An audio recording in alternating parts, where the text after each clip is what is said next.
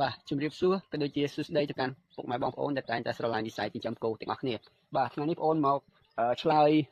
សំណួរបាទហើយក៏ដូចជាបងមួយចំនួនក៏ចង់ឲ្យបងប្អូនចែករំលែកពីការធ្វើចម្បាំងផ្អាប់ហើយនេះចម្បាំងធម្មតាទេបាទអញ្ចឹងមានបងជាច្រើនដែលគាត់ឆាតមកគាត់ថាគាត់ធ្វើឲ្យមិនបានអត់កើតបាទធ្វើទៅជាដុកផ្សិតទៅជាក្លិនក្មួយអញ្ចឹងណាបាទដល់ពេលខ្ញុំសួរនាំទៅគាត់ថារូបមន្តដែលគាត់ធ្វើមានដូចជា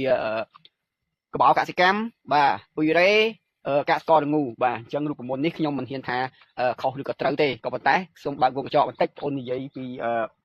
អត្ថប្រយោជន៍និងគុណវិបត្តិបាទចម្បាំងផ្អាប់វាមានទាំង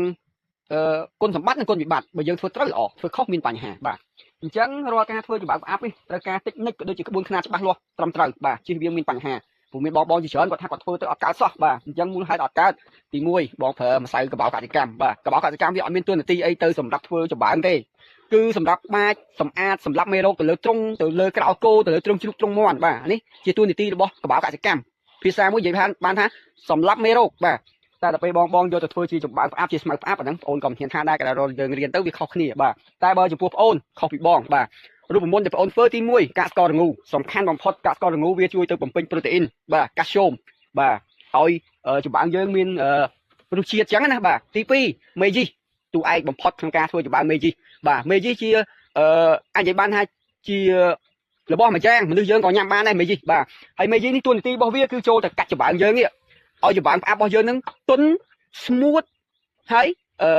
មានក្លិនឈ្ងុយពណ៌ក្រហមស្អាត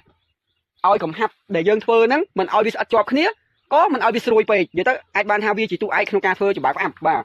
ហើយមានរូបមន្តហ្នឹងមានដូចជាមានអ៊ុយរ៉េមានអីទៀតក៏ប៉ុន្តែបងអត់យកទេអ៊ុយរ៉េបាទកាត់ចោលហើយសម្រាប់កបោកសិកម្មបងបញ្ជាក់តួនាទីក្នុងការធ្វើចម្បាំងផ្អាប់មានតែភាគរយតិចបំផុតគេប្រើនៅពេលណាគេយកមកដើម្បីអីឧទាហរណ៍ដូចជាយើងធ្វើចម្បាំងផ្អាប់នៅក្នុងបរិវេណអាងបាទអាងធំណាបាទអញ្ចឹងគេយកមកបាចវាទៅលើអាងមុនដែលយើងយកចម្បាំងផ្អាប់ទៅដាក់បាចតិចបំផុតពាក្យថាសម្រាប់មេរោគបងប្អូនយល់ហើយណាបាទគឺយើងប្រើទៅលើហ្នឹងហើយបានយើងយកចម្បាំងដែលយើងធ្វើហ្នឹងយកទៅដាក់ហើយមួយទៀតការធ្វើមិនមែនថាយើងលាយភ្លាមយកធ្វើភ្លាមទេរូបមន្តបងប្អូនគឺមានមេជីបាទមានអំបិលបន្តិចទៅបាទមានកាស្កររងូយើងមានក្រិចក្រំច្បាស់លាស់បងតែចង់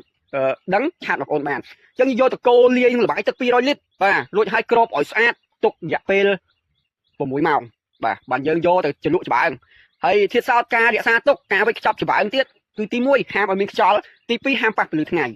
បើយើងធ្វើបានប៉ុណ្ណឹងអូខេច្បើងយើងដឹងតែ 100% ប៉ុន្តែបើយើងធ្វើមិនបានដូចអ្វីដែលបងប្អូននិយាយទេគឺភាគច្រើនដូចបងតែងតែជួបអញ្ចឹងកំហាប់